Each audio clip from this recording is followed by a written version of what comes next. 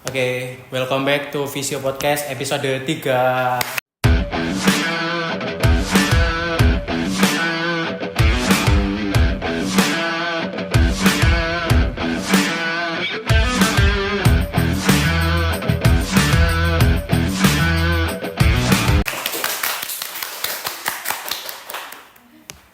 Oke, di sini dengan aku yaitu Rezar, angkatan 22 dan bersama Mbak Lucy, alumni fisioterapi Universitas Airlangga.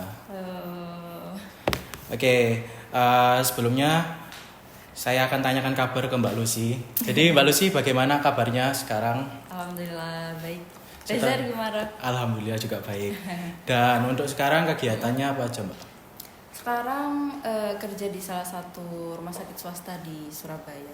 Rumah sakit swasta di Selain Surabaya. itu juga visit-visit ke pasien, home visit gitu. Oh gitu. Oke, lalu kan kalau dilihat-lihat nih ya Mbak Lucy, prestasinya Mbak Lucy ini kan banyak banget. Dan juga kan prestasinya juga jadi Duta UNER Favorit 2021.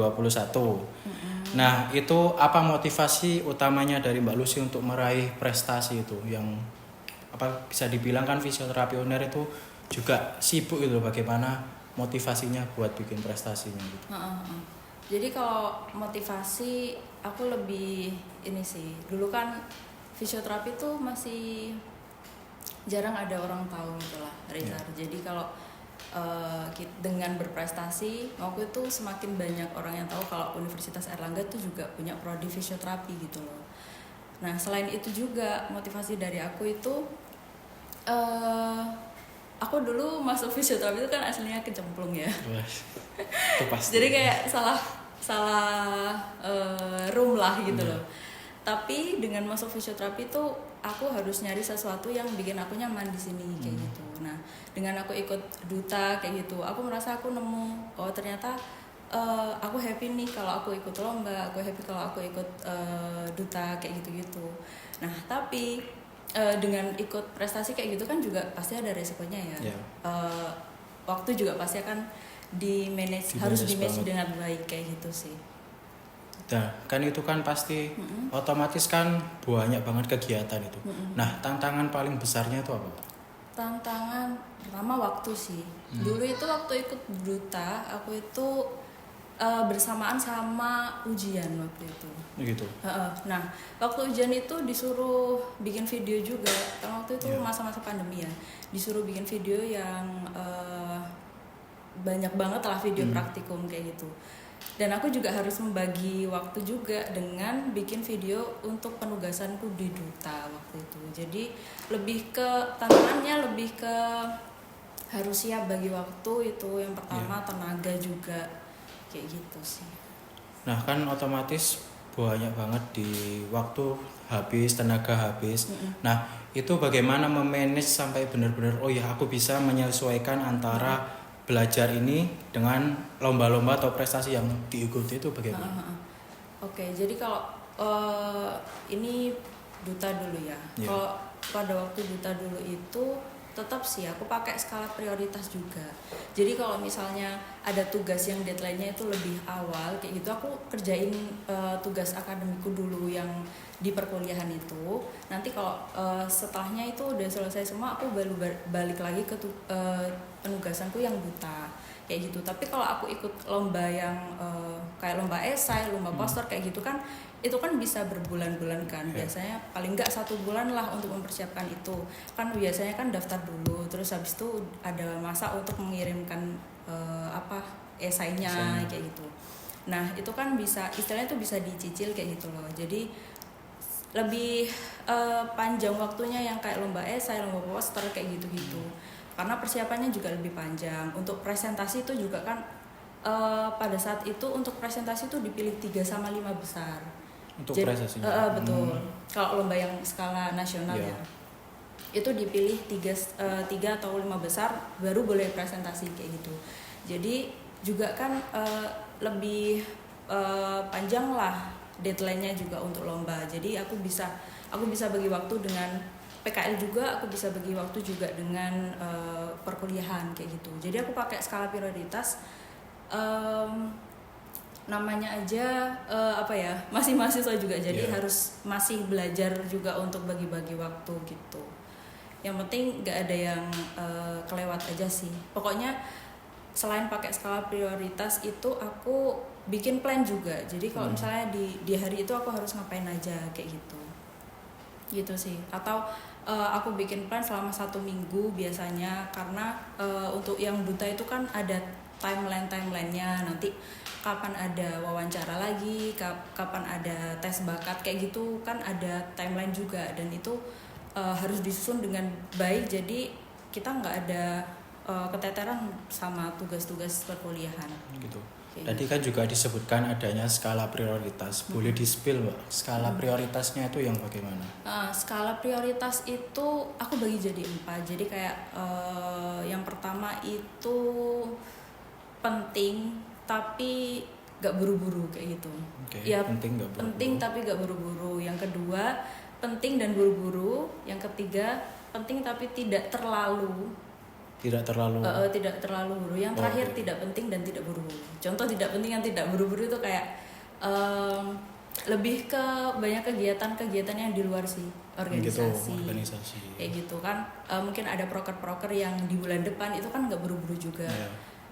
Sebenarnya penting juga, cuman kan dari ketiga skala yang lain itu kan masih agak lebih lama lah gitu dalam waktunya. Kayak gitu. Nah, kan otomatis kan Mbak kan alumni fisioterapi juga, dan pasti juga merasakan apa yang dirasakan mahasiswa sekarang, yaitu waktu ujian itu pasti hektik banget, hektik parah, dan itu mereka kadang bingung gimana waktunya untuk membagi dan gimana agar bisa melewati waktu ujiannya itu. Nah, untuk itu Mbak Lucy apakah ada planning atau ada sesuatu saran buat mereka agar bisa mereka ini saya bisa membagi waktu antara saya lomba atau prestasi lain, dan saya juga bisa melaksanakan ujian dengan baik. Itu bagaimana? Jadi kalau ujian itu kan biasanya kita tahu ya bulan berapa akan UAS, bulan berapa akan UTS kayak gitu. Lebih ke belajar dari awal aja sih, di waktu kita kuliah biasa aja. Waktu kita kuliah biasa itu kan kita kan pasti dapat matkul dari dosen kan, diajarin segala macam lah itu setiap mata kuliahnya. Paling tidak kita harus nyatet lah kayak gitu. Mungkin ada beberapa anak yang memang nggak suka nyatet sih, tapi lebih mungkin ngerekam nanti balik lagi tetap dicatat juga pada akhirnya kayak gitu. Kalau buat aku sih, aku dulu nyatet aja gitu, meskipun ya praktikum pun tetap nyatet gitu, atau enggak kita rekam lah, jadi nanti waktu ujian kita tuh tinggal review aja kayak gitu. Nah, waktu ujian itu kan balik lagi tadi aku udah bilang kalau kita itu udah tahu kan bulan berapa nanti akan ujian. Nah, sebelum datang bulan itu ya paling tidak kita udah prepare catatan kita gitu. Jadi ketika waktu ujian kita itu tinggal buka lagi, nggak perlu nyata dari awal gitu loh. Kayak gitu. Dan juga kan Mbak Lucy mengikuti banyak sekali lomba. Itu dari mana sih Mbak lomba-lomba itu? Maksudnya Mbak Lucy itu kok bisa tahu lomba ini itu dari mana? Jadi kalau aku mulai dari duta dulu ya. Kalau duta itu kan perwakilan, jadi setiap program studi itu harus kirim kayak gitu. Wajib kan paling nggak 1 pasang. Terus yang waktu itu fisioterapi ada 3, satu putra 2 putri kayak gitu, dan alhamdulillahnya yang lolos sampai akhir itu aku. Terus waktu ke duta unernya itu sebenarnya nggak ada plan juga, jadi sebenarnya duta uner itu buat yang menang aja gitu. Karena aku kan duta berbakatnya, tapi kan ada yang duta vokasinya kan. Nah sebenarnya kalau duta uner tuh yang dikirim tuh duta vokasi pada saat itu, tapi karena dari dekanat kayak gitu didukung untuk mengirimkan berapa ya waktu itu 5 yang daftar dari duta vokasi, yang sisanya tuh di luar duta kayak gitu. Nah dari 5 itu yang lolos tuh 3 deh kayak gitu. Dan sebenarnya waktu ikut duta uner pun aku juga nggak seberapa prepare kayak gitu loh, karena emang bukan yang menang kan, jadi kayak ya udahlah santai aja kayak gitu. Mau kalau misalnya ada bakat ya udah ngumpulin tugas bakat kayak gitu. tapi ya aku nggak akan menyanyikan kesempatan itu betul. kan, apalagi mahasiswa fisioterapi itu belum pernah ada belum ada di paguyuban Duta Uner juga kayak gitu. Jadi aku punya keinginan besar untuk paling enggak aku bisa bukain gerbang lah buat adik-adikku fisioterapi nanti gitu, supaya oh barangkali ada aku nih di sini di paguyuban nanti mereka bisa mengikuti kayak gitu. Itu yang Duta Uner ya. Terus kalau yang lomba-lomba nasional kayak esai, poster ilmiah kayak gitu-gitu, aku banyak dari media sosial. Jadi media sosial. Biasanya kan Instagram Hima juga kan, itu kan suka ada yang nge-share kayak gitu, ada lomba atau ada seminar, ada workshop kayak gitu. Dan selain itu di media sosial tuh kan banyak juga yang nge-share lomba-lomba visio kan. Nah dari situ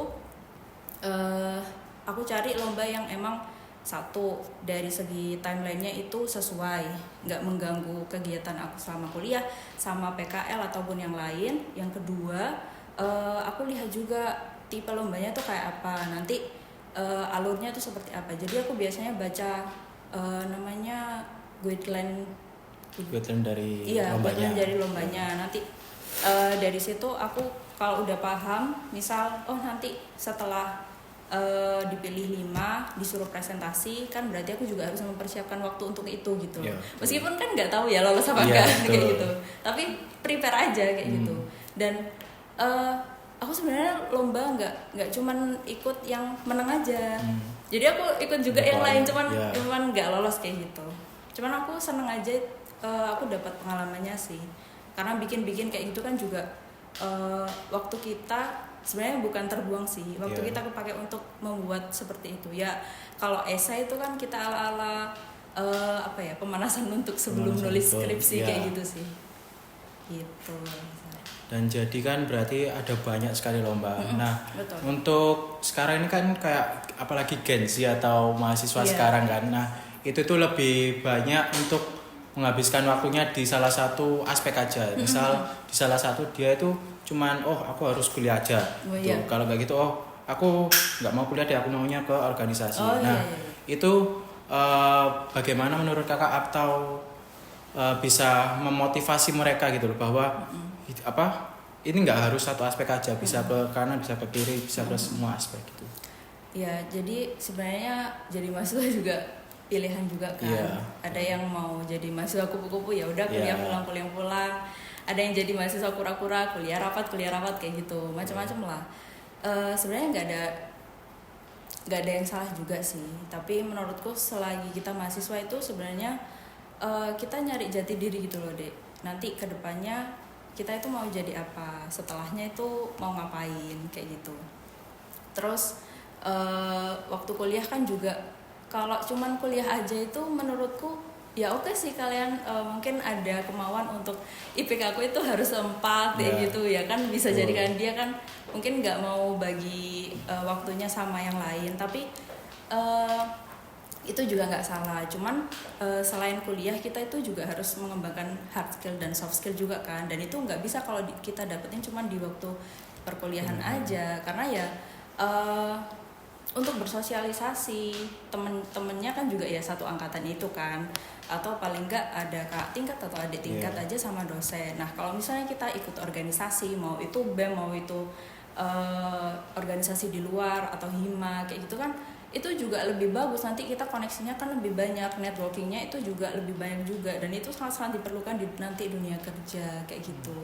Jadi mahasiswa nggak harus ikut lomba kok, maksudnya kayak kalau misalnya kalian lebih condong ke organisasinya itu nggak apa-apa banget. Justru organisasi itu juga sangat perlu juga nanti buat kedepannya, untuk time management, untuk networking juga kayak gitu. Jadi nggak ada ruginya kalau misalnya kalian aku kalau ikut lomba kayaknya nggak menang deh Kak, aku masih belum berani kayak gitu kan. Itu nggak masalah, yang penting paling nggak selain kuliah ya ada kegiatan lain kayak gitu sih menurutku. Meskipun fisioterapi itu kan emang tugasnya banyak tugasnya banyak banget, terus juga agak susah kan bagi waktunya. Tapi aku yakin juga pasti bisa kok, apalagi sekarang kan makin maju makin bagus juga kayak gitu. Jadi gitu. Apa salahnya mencoba untuk lomba? Iya. Mengikuti perlombaan. Nah, kan tadi juga disebutkan nih tentang seminar, seminar ataupun konferensi. Iya, iya. Nah, itu seberapa penting menurut Mbak Lucy bila mengikuti seminar-seminar gitu? Seberapa penting? Menurutku penting.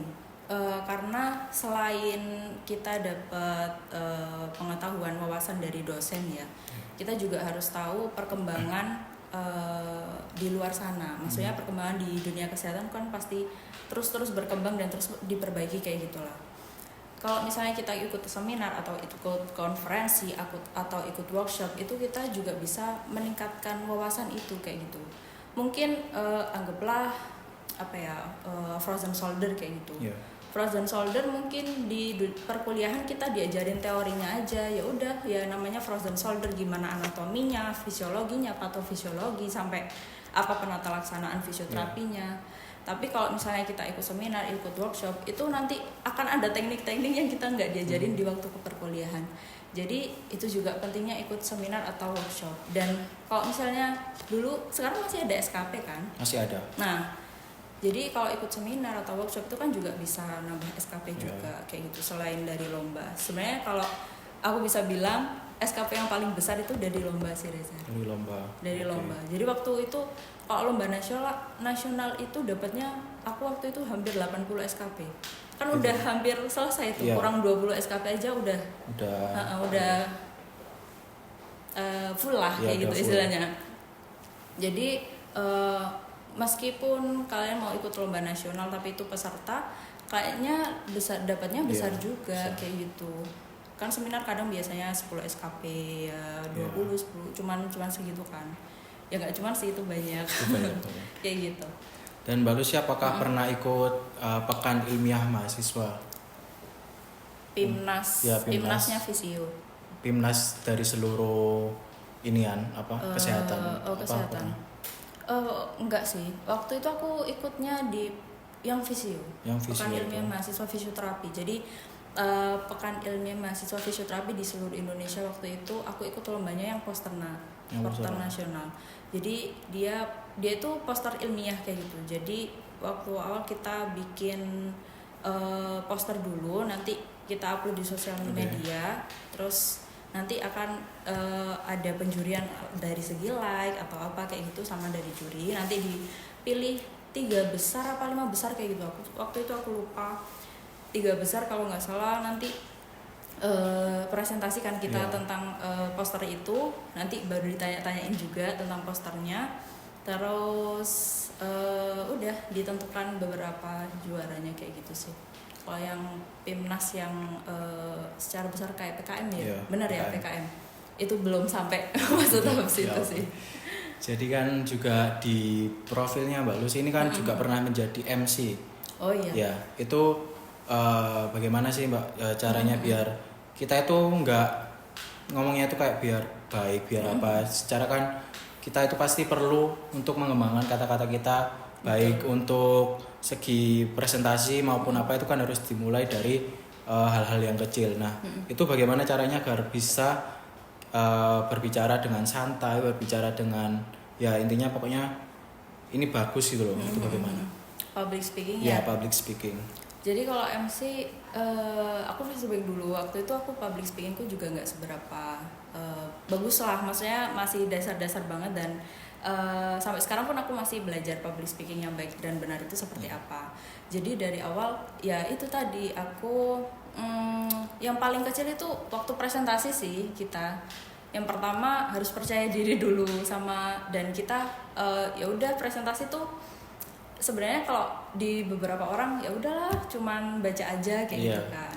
Tapi sebenarnya yang presentasi yang kalian presentkan itu apa? Itu yang harus ditekankan, lebih di highlight karena ya jangan sampai namanya audiens itu kan dia juga bisa baca kan. Betul. Nah kalau misalnya kita baca juga kan ya sama aja. Betul. Jadi dari situ terus ya itu tadi dari aku ikut duta-duta itu kan juga pasti ada undangan MC atau moderator atau jadi speaker. Nah dari situ tuh namanya apa ya, pengalaman dan jam terbang itu kan pasti akan beda kan. Nah dari MC itu, dari aku on duty, terus akhirnya ya lama-lama makin enjoy lah kayak gitu. Sebenarnya banyak-banyak kita ngobrol itu kan juga public speaking kan. Sama orang di luar sana lah, mau kalian mungkin punya organisasi di luar Hima maksudnya, terus kalian berbicara kayak gitu kan juga public speaking, juga ngelatih public speaking kalian. Atau di Hima juga, satu Hima kan nggak semua orang ya punya keberanian untuk speak up kayak gitu. Ya itu sih, pertama ya harus percaya diri dulu. Gimana cara ngomong yang baik dan benar itu sebenarnya semua ya kita ngomong aja. Yang penting harus mikir juga kayak gitu loh. Itu kan yang susah ya. Betul, ya. Kayak gitu sih. Dan juga kan tadi kan juga disebutkan ya. Jadi teman-teman, Mbak Lucy ini juga pernah mengikuti lomba, banyak sekali lomba, dan juga pernah mengikuti seminar. Lalu beliau juga pernah menjadi MC di beberapa acara, dan itu juga salah satunya yaitu meningkatkan skala prioritas teman-teman. Jadi teman-teman juga harus bisa mengatur skala prioritasnya, walaupun itu seburuk-buruknya kegiatanmu atau sebaik-baiknya kegiatanmu itu harus benar-benar di skala prioritas. Itu kenapa? Karena tadi yang Mbak Lucy sebutkan, yaitu supaya kita bisa membagi dan supaya kita bisa ke aspek sana ke aspek sini itu lebih gampang gitu. Jadi untuk itu kalian kalau mau lebih sukses atau kalau kalian mau lebih baik lagi hard skill, soft skill, ikutlah lomba atau seminar-seminar, walaupun ya cuma ikut-ikutan aja, bener kan Mbak ya? Betul, nggak apa-apa. Ya, dimulai jadi dulu gitu. aja. Dimulai aja. Jadi nggak perlu takut semisal, oh saya ikut lomba ini nggak bakal menang, ikut ini atau nggak bakal menang. Itu jangan. Itu nanti akan berdampak ke kalian sendiri gitu. Betul. Jadi ada lomba ini sebenarnya kalian bisa. Terus habis itu kalian nggak mau gitu. Jadi nggak mau. Akhirnya teman kalian yang ikut sama. Terus habis itu mereka menang dan kalian otomatis tambah down gitu. Iya. Jadi kalian itu jangan berkecil hati lah. Dimulai aja dulu. Mungkin ada lomba-lomba kayak yang dibikin oleh organisasi lain gitu. Kayak semisal walaupun nggak sesuai kalian kan kesehatan. Jadi nggak sesuai dengan kesehatan pun nggak apa-apa. Nggak apa-apa. Itu malah lebih bagus gitu. Iya. Jadi kalau kalian mikir lomba apa nggak sesuai, malah jadi nanti nggak selesai di pikiran kalian malah sendiri. Malah nggak ikut-ikut ya. Iya, malah nggak ikut-ikut nanti gitu. Jadi buat teman-teman ya dimulai aja dulu. Dimulai untuk lomba atau dimulai untuk misal lomba nggak pede, ya udah dimulai dari seminar terlebih dahulu gitu. Karena kenapa? Karena perkuliahan juga nggak cukup untuk mengasah soft skill dan hard skill kalian. Dan itu pun ada di seminar maupun lomba gitu. Jadi seminar-seminar itu penting banget gitu. Nah, untuk Mbak Lucy sekarang apa pesan yang kakak sampaikan untuk mahasiswa yang ingin berprestasi atau untuk mengasah soft skill hard skillnya gitu? Oke. Pesan buat adik-adik mahasiswa ya, jangan takut untuk mencoba. Kalau udah awalnya takut, aku takut nih mau nyoba organisasi di luar gitu, takut nggak bisa, takut nanti malah habis waktunya untuk organisasi terus gitu, takut nggak bisa bagi waktu. Menurutku kita harus mulai mencoba dan berani dari ya mahasiswa ini, kapan lagi gitu. Karena kita selain kita kan sekarang misal lagi ada di tahap menjadi mahasiswa kan, kita juga harus mencari jati diri juga. Kita nanti maunya gimana masa depan kita. Kalau misalnya kalian nggak mulai dari waktu kalian menjadi mahasiswa ya, terus kapan lagi? Ya, Nanti habis lulus baru Keburu dipikir lulus, ya, gitu. baru dipikir nanti mau kemana ya kayak gitu. Ya. Jadi dari mahasiswa ini kalian carilah sebanyak-banyaknya pengalaman, mau itu organisasi, mau itu lomba, mau itu ikut seminar, bebas kalian mau mengembangkan diri kalian tuh seperti apa, tergantung sama yang kalian cari gitu. Kalian mau carinya apa, plan masa depannya gimana kayak Nah, gitu. untuk meyakinkan para mahasiswa nih Mbak Lucy, bisa diulang kembali tadi tentang manajemen waktu dan skala prioritasnya. Oke, jadi untuk time management ya, kita harus bisa bagi dari skala prioritas mana tugas yang penting, deadline-nya yang lebih dulu, ataupun yang gak seberapa penting nih tugasnya tapi deadline-nya lebih awal. Kita juga pasti lebih memprioritaskan itu. Jangan sampai deadline-nya lebih awal tapi kalian kerjain di akhir-akhir jam atau paling mepet waktu mau dikumpulin baru ngerjain kayak gitu kan. Apa ya, berarti masih perlu belajar lagi time managementnya Gitu. Untuk skala prioritasnya tadi juga sama. Sama. Jadi itu kan juga berhubungan juga. Jadi kalau misalnya ada tugas yang mungkin gak seberapa penting lah, terus deadline-nya masih jauh, ya berarti nanti ditaruh di skala yang keempat kayak gitu. Skala yang pertama dulu diselesaikan, baru loncat ke skala 2, 3, sama 4 kayak gitu. Oke, jadi gitu ya teman-teman. Untuk itu saya ulangi kembali. Jadi untuk kalian bisa mengikuti lomba-lomba atau mengikuti seminar, kalian harus mulai dari diri kalian sendiri. Mulailah dari sekarang. Kalau nggak sekarang, kapan lagi gitu. Dan untuk itu, untuk manajemen waktu dan skala prioritas, kalian harus benar-benar memastikan ini lebih penting atau ini yang lebih penting. Jadi kalian harus benar-benar membagi antara waktu kalian untuk kuliah, waktu kalian untuk organisasi, dan juga waktu kalian di rumah untuk kegiatan hiburan kalian gitu. Jadi untuk itu jangan sampai kalian terkecoh sendiri dengan kalian. Aku menyesal tidak ikut ini, aku menyesal tidak ikut ini. Temanku kok bisa hard skillnya gini, sedangkan saya gini, gitu teman-teman. Jadi ikutlah lomba sebanyak-banyaknya, dan walaupun itu nggak menang juga itu termasuk dari pengalaman kalian ya. Betul gitu. Mungkin termasuk dari pengalaman itu ya Reza. Kita nggak bisa dapetin benefitnya pada saat itu memang karena ya udah kita kalah kayak gitu kan. Kita terimalah kenyataan itu. Tapi di kemudian hari kita tuh lebih terlatih kalau kita punya pengalaman itu gitu. Jadi kalau misalnya kalian lomba terus kalah, atau kalian mau ikut organisasi tapi kalian gagal, gak bisa masuk, itu nggak masalah. Yang penting kalian udah ada pengalaman itu, dan pengalaman itu nggak bisa diambil di masa itu. Jadi benefit dari pengalaman itu bisa kita ambil nanti di kemudian hari, entah waktu kita kerja ataupun nanti kita ambil S2 atau mau ngambil profesi, ya nanti akan muncul sendiri benefit dari pengalaman itu. Betul, jadi gitu. Untuk itu makanya kita harus mengikuti lomba sebanyak mungkin, dan semisal kita kalah itu menjadi evaluasi bagi kita. Jadi bagaimana caranya kita untuk semisal ini saya nggak menang, harus dievaluasi lagi agar bisa kurangnya saya apa, akhirnya ini akhirnya saya menang di titik itu harus ada pengorbanan yang begitu banyak. Jadi kalau kalian pertama udah nggak ini udah kalah gini terus habis itu males ikut lomba lagi, ya jangan. Jadi kalian harus bisa mungkin mengikuti apapun itu, dan juga prestasi-prestasi lain juga banyak, seperti Mbak Lucy jadi duta vokasi dan juga duta Universitas Airlangga terfavorit. Jadi teman-teman itu aja. Mungkin terima kasih banyak Mbak Lucy. Ya. Jadi jangan lupa untuk menyaksikan Visio Podcast di kemudian hari. Dadah. Bye.